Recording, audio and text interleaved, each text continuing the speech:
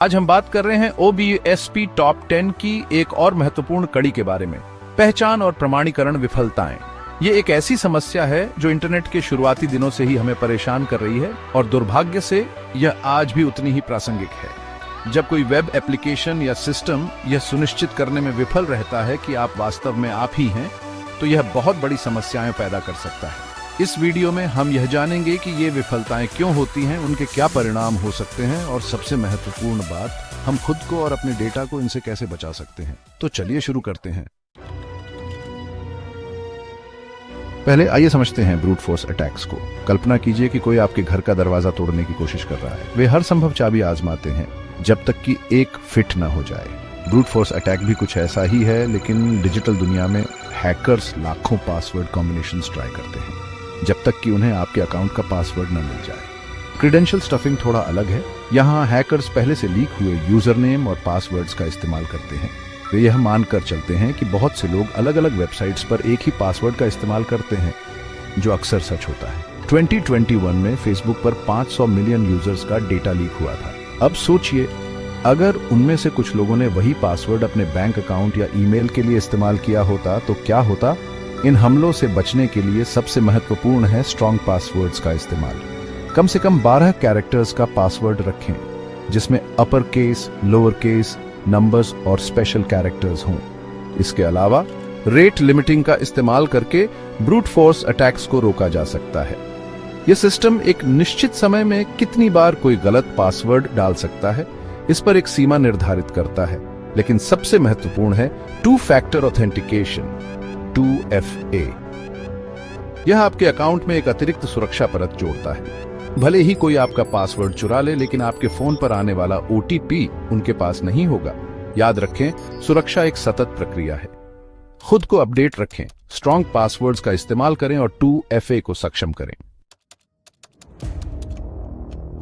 अब बात करते हैं उन गलतियों की जो हम अक्सर अनजाने में कर बैठते हैं। वीक पासवर्ड्स और डिफॉल्ट क्रेडेंशियल्स का इस्तेमाल। कई बार वेबसाइट्स या डिवाइसेस हमें ऐसे पासवर्ड इस्तेमाल करने पर मजबूर करते हैं जो स्ट्रॉन्ग नहीं होते। पासवर्ड 123 या एडमिन 123 जैसे पासवर्ड्स को तो भूल ही जाइए। इन्हें तो हैकर्स चुटकियों में तोड़ देते हैं। और फिर आते हैं डिफॉल्ट क्रेडेंशियल्स। नए राउटर खरीदने पर क्या आप उसका डिफॉल्ट यूजर नेम और पासवर्ड बदलते हैं? अगर नहीं तो आप अकेले नहीं हैं। बहुत से लोग ऐसा करते हैं और यही हैकर्स का इंतजार होता है। 2016 में मिराई बॉटनेट अटैक हुआ था, जिसमें लाखों IoT डिवाइसेस को हैक कर लिया गया था। हैकर्स ने इसका फायदा उठाया कि इनमें से ज्यादातर डिवाइसेस में डिफॉल्ट पासवर्ड्स थे। इसीलिए जब भी आप कोई नया अकाउंट बनाएं या कोई नया डिवाइस खरीदें, तो सबसे पहले उसका डिफॉल्ट पासवर्ड बदलें। और हाँ, हर जगह अलग अलग पासवर्ड इस्तेमाल करें। अगर आपको इतने सारे पासवर्ड याद रखने में परेशानी होती है, तो पासवर्ड मैनेजर का इस्तेमाल करें। यह आपके सभी पासवर्ड्स को सुरक्षित रूप से स्टोर करके रखता है। याद रखें, सुरक्षा के मामले में लापरवाही बरतना आपको बहुत महंगा पड़ सकता है। चैप्टर 3। दोस्तों, अगर आप ऑनलाइन सुरक्षा को लेकर गंभीर हैं तो 2 फैक्टर ऑथेंटिकेशन यानी 2FA आपका सबसे अच्छा दोस्त है। यह आपके अकाउंट में एक अतिरिक्त सुरक्षा परत जोड़ता है, जिससे हैकर्स के लिए आपके अकाउंट तक पहुंचना लगभग नामुमकिन हो जाता है।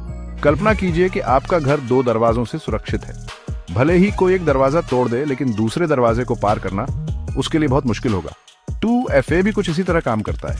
पहला दरवाजा आपका पासवर्ड है और दूसरा दरवाजा आपके फोन पर आने वाला OTP या ऑथेंटिकेटर ऐप द्वारा जनरेट किया गया कोड है। आप सोच रहे होंगे कि क्या 2FA वाकई इतना जरूरी है?